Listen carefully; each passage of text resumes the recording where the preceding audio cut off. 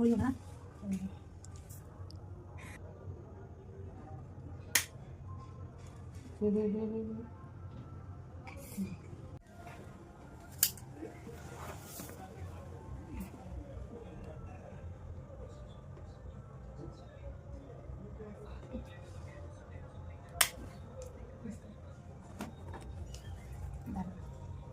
আর লাগবে না।